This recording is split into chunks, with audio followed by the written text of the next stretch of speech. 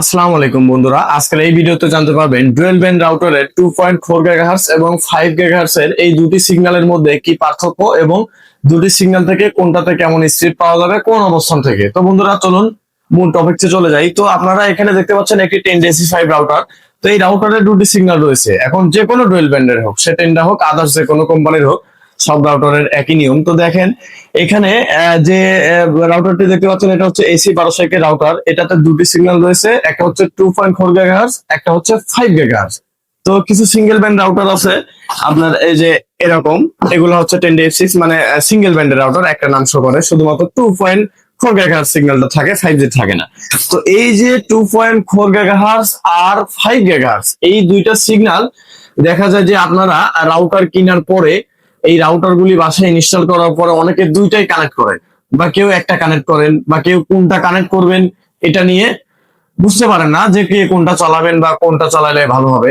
তো দেখেন বন্ধুরা, অনেকেই মনে করেন যে 5 GHz এর যেটা আছে 5G বা 2G এইভাবে আপনারা চিনে থাকেন। তো 5G যেটা, সেটা আপনারা মনে করেন এইটা মনে হয় কানেক্ট করলে আমার মনে হয় বেশি স্পিড হবে, 2G তে মনে হয় কম স্পিড হবে। আসলে বিষয়টি এরকম, আবার এরকমও না। কিছু কিছু ক্ষেত্রে এরকম, কিছু কিছু ক্ষেত্রে এরকম না। তো দেখেন বন্ধুরা, আপনারা যারা একটি রুমের মধ্যে রাউটার লাগিয়েছেন ডুয়াল ব্যান্ডের, এবং সেই রুমের মধ্যে থেকে আপনার অবশ্যই ডুয়াল ব্যান্ডের একটি রাউটার রয়েছে, ডুয়াল ব্যান্ডের রাউটার থাকা অবস্থায় এই যে একটি রাউটারের মধ্যে দুটি সিগন্যাল রয়েছে, 2.4 GHz এবং 5 GHz। তো এই দুটি সিগন্যালের মধ্যে আপনি অবশ্যই যে রুম থেকে চালাচ্ছেন সেই রুমে যদি রাউটার থাকে, আপনার সেখানে যদি বেশি ইন্টারনেট প্রয়োজন হয়, তাহলে আপনি 5 GHz টা চালাবেন। তো চলুন আগে জেনে নেই 2.4 GHz এবং 5 GHz এই সিগন্যালের মধ্যে আসলে পার্থক্যটা কি এবং এটা কিভাবে কাজ করে। তো 2.4 GHz এর যে সিগন্যালটা রয়েছে, এই সিগন্যালটা মূলত মানে অনেক দূর পর্যন্ত পৌঁছায়।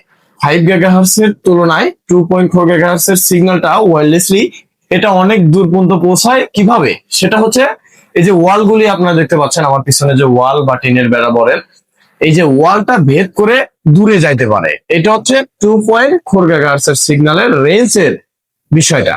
আর যেটা হচ্ছে 5 GHz মানে 5 GHz এর যে সিগন্যালটা 5G বলে আপনারা চিনে থাকেন, এটি এটি হচ্ছে আপনার এই ওয়ালগুলি ভেদ করে দূরে ইন্টারনেট মানে ওয়্যারলেস সিগন্যালটি দিতে পারে না।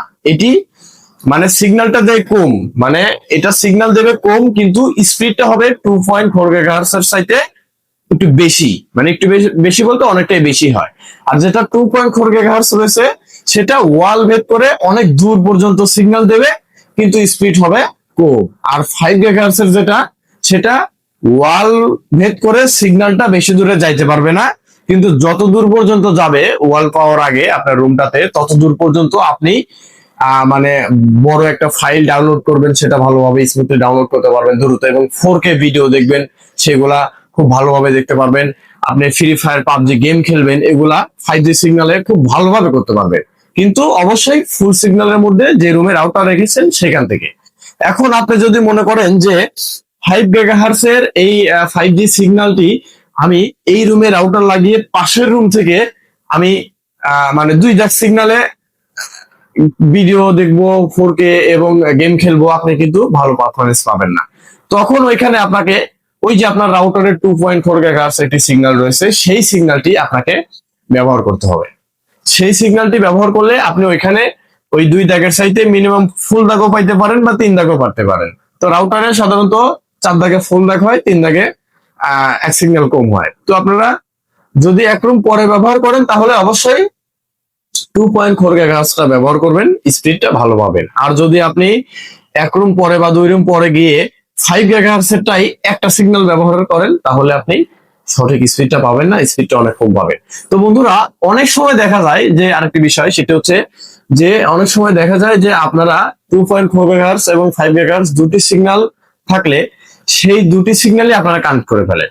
কেউ একই পাসওয়ার্ড দেন, কেউ ভিন্ন রকম পাসওয়ার্ড দিয়ে দুটি সিগন্যালই আপনার মোবাইলে কানেক্ট করেন। আপনি রাউটারের এমন একটি অবস্থানে আছেন, সেই অবস্থান থেকে একবার 5G ধরতেছে, একবার 2G ধরতেছে, একবার 2G ধরতেছে, 5G ডিসকানেক্টেড হচ্ছে।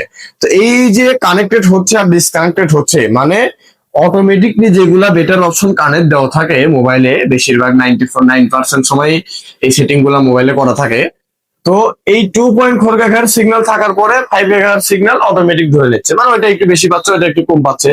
এই যে ধরা আর ছাড়ার মুহূর্তে, এই ধরা আর ছাড়ার মুহূর্তে ইন্টারনেট কিন্তু বন্ধ থাকে, মোবাইল থেকে ইন্টারনেট বন্ধ থাকে। ওই সময় ধরেন আপনি ভিডিও কলে বিদেশে কথা বলতেছেন, আপনার ডুয়েল ব্যান্ডের একটি রাউটার, সেই রাউটারের দুটি সিগন্যালই আপনার মোবাইলে কানেক্ট করে। তখন আপনি কথা বলতে বলতে যখন একটু ফাঁকায় যাচ্ছেন, এমন অবস্থানে আছেন যে 5 GHz ছুটে গিয়ে 2.4 GHz এ কনভার্টার হয়ে গেল, তখন 5 GHz ছুটে গিয়ে 2G তে কানেক্ট হয়ে গেল। এই যে ছুটে গিয়ে কানেক্ট হওয়ার মুহূর্তে কিছু সময় কিন্তু ইন্টারনেট বন্ধ থাকলো, তখন আপনি যার সাথে কথা বলতেছেন আপনার পার্টনার কিন্তু আপনাকে ঘোলা ভাবে দেখতে পেলো, বা ভিডিও কলে কথা বলতে বলতে ঝাপসা হয়ে গেল বা এটকে গেল। হ্যাঁ, এই ধরনের ইস্যু কিন্তু হয়। তো কাজেই আপনারা 2.4 GHz এবং 5 GHz রাউটার অর্থাৎ ডুয়েল ব্যান্ডের এই সমস্ত ডুয়েল ব্যান্ডের রাউটার যারা ব্যবহার করেন, তারা যেখানে আমি যেটি বললাম যে যদি রাউটারের খুব কাছে থাকেন অবশ্যই 5G কানেক্ট করবেন, আর তারা 2G কানেক্ট করবেন, জাস্ট একটা সিগন্যাল কানেক্ট করবেন, সেটা দিয়ে ইন্টারনেট ব্যবহার করবেন, অবশ্যই আপনি বেটার সার্ভিসটা পাবেন।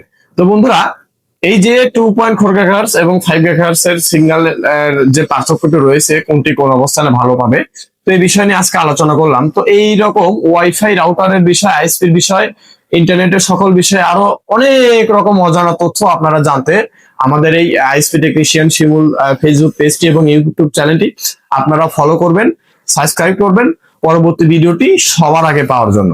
তো বন্ধুরা, আসসালামু আলাইকুম। আজকের ভিডিওটি এই পর্যন্তই সমাপ্তি করছি। ধন্যবাদ।